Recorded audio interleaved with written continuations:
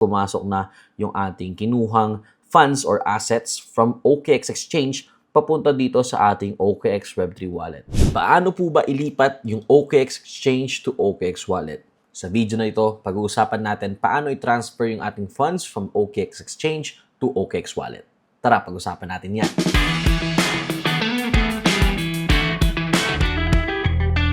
What is up everyone? My name is John F. Dong. Probably nakikita nyo ako sa TikTok, pero syempre nandito rin tayo sa YouTube. And sa video na to, again, pag-uusapan natin kung paano nga ba natin may lilipat yung ating funds from OKX Exchange into our OKX Web3 wallet.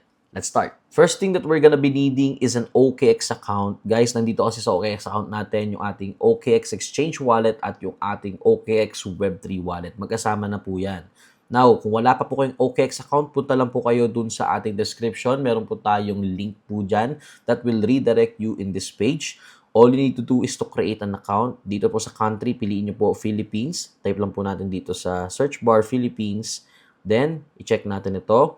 Then, click on next. Tapos, mag-prepare lang kayo ng valid ID. Probably, kung may passport kayo or driver's license, enough na yan to verify since kailangan natin ng KYC dito. Then, kapag meron na kayong OKX account, let's proceed sa next step. Well, before we proceed, if you're doubtful bakit nanghihingi po ng identification or ng ID ang isang exchange, well, that's because, again, guys, no, nagtatransact tayo ng pera dito, real money, as in totoong pera na ginagastos natin. Hindi po ito demo account lamang. So, talagang kailangan po na identification. It's just to prove na yung nagtatransact at gumagamit ng kanilang platform ay hindi bot at tunay itong tao. Okay, so na-download mo na yung app, nakapag-register ka na, na-verify mo na, na-login mo na, ano nang next step? Okay, first things first na gagawin natin is pupuntahan natin yung ating OKX Web3 wallet. Andito po yan guys, pinutin na natin yung wallet. Alright. So as you can see, meron na tayong account, pero I assume na wala pa po kayong account dyan kapag first time nyo pong gagawin ito. So just create an account, isave nyo lang yung inyong private keys or yung inyong seed phrase. Then once na safe na yan, gagawin natin dito is pipindutin natin itong receive. Yan. So in this video, no, ang i-example nating crypto asset is USDT. So type natin dito USDT. Now as you can see, meron tayong different options. Pindutin natin itong first option na lumabas. So makikita nyo may mga networks, may Ethereum, Aptos, Linea, at kung ano-ano pa. Para sa pinakamagandang recommendation na nakita nating mababa yung gas fee, what I recommend na supported din ng OKX Exchange at ng OKX Web3 is yung Polygon. Dati kasi guys, TRX, pero ngayon Polygon ang isa sa pinakamababa. Now, meron silang pinoprovide na QR, pero meron din silang pinoprovide na wallet address. Since I presume no, na most of you guys are using a single phone, so gawin natin is copyhin na lang natin yung kanyang wallet address. Now, once na meron na tayong wallet address, balik na tayo doon sa ating OKX Exchange account. Yan. So, here's sa OKX Exchange. Punta tayo sa may assets. Then, dito, pindutin natin yung withdraw. Dito sa method, pindutin natin itong withdraw crypto, yung first option. Then, USDT, since yun yung ating, we withdraw, dadalhin natin sa OKX Web3 wallet natin. For this method, piliin natin yung on-chain. Ayan. So, as you can see, meron tayong USDT address, withdrawal network, withdrawal amount, at yung ating withdrawal account kung saan manggagaling. Lagay natin dito, i-paste natin yung kinopya natin. Now, again guys, if you remember, Polygon ang pinili natin. So, dito sa withdrawal network, piliin natin yung Polygon. As you can see, ang fee natin dito sa Polygon is 0.8. Ayun, kung makikita nyo guys, may mas mababa pa, Optimism. What I do suggest is piliin nyo yung pinakamababa yung gas fee at hindi congested. So, for this example, Polygon, since ang experience ko with Polygon is mabilis yung transfer, as in, mabilis lang compared sa mga ginamit kong iba na mababa rin yung fees. Anyways, take note of the withdrawal amount na minimum, that's 0.8. Let's say for this video, ang gawin natin is mag-transfer tayo halimbawa ng 10 USDT. Yan. So, dahil 0.8 ang network fee, we will be receiving 9.2 USDT. You should take note of that.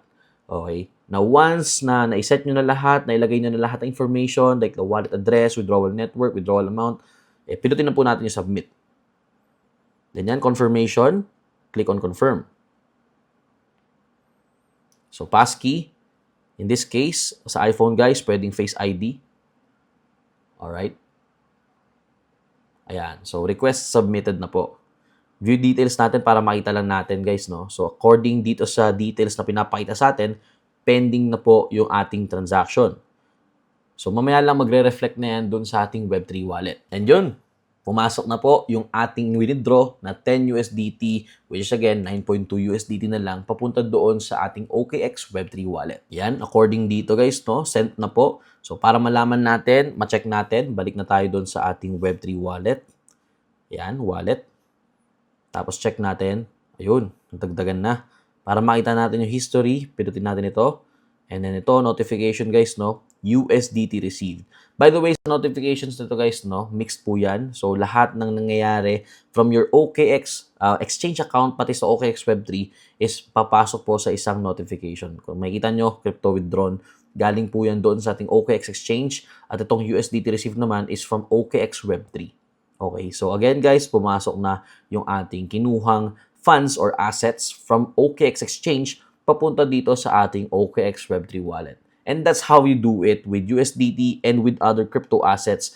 Take note nyo lang guys again, dapat parehas po yung network. Kung ang inyong network from Web3 wallet ang pinili ninyo is Polygon, dapat po when you withdraw sa inyong mga OKX Exchange account, dapat ang pipili nyo rin pong network is Polygon para hindi po maligaw yung asset at hindi po mawala. O, ang dali lang, di ba? We have already transferred our OKX Exchange asset papunta doon sa ating OKX Web3 wallet. Sobrang easy lang naman.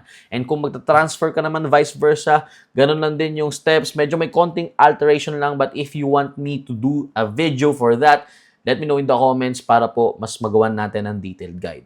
And yun lang muna for this video. Ayoko na patagalin pa. If you guys have any questions or requests, let us know down there in the comments below. And if you find this video helpful, hit that thumbs up. And of course, huwag nyo kalimutan na mag-follow sa ating mga social media. Ayan po, kung saan man dito sa video na to, di ko pa naman na-edit. So, ayan po yung ating username. And of course, kung bago ka lang sa ating YouTube channel, sa ating Facebook, mag-follow at mag-subscribe ka na para mag-notify ang ating mga videos whenever na nag-upload tayo dito sa ating channel. Uy, nandiyan ka pa pala. Kung gusto mo pa manood ng mga videos natin dito sa ating channel, pwede nyo pong bisitahin yung ating mga playlists. Nandyan po lahat yan, naka-ready na po para po iisang topic lang, hindi po ay maligaw-ligaw dito sa ating YouTube channel. O siya, kita-kits tayo sa mga videos natin and see you soon sa ating mga videos.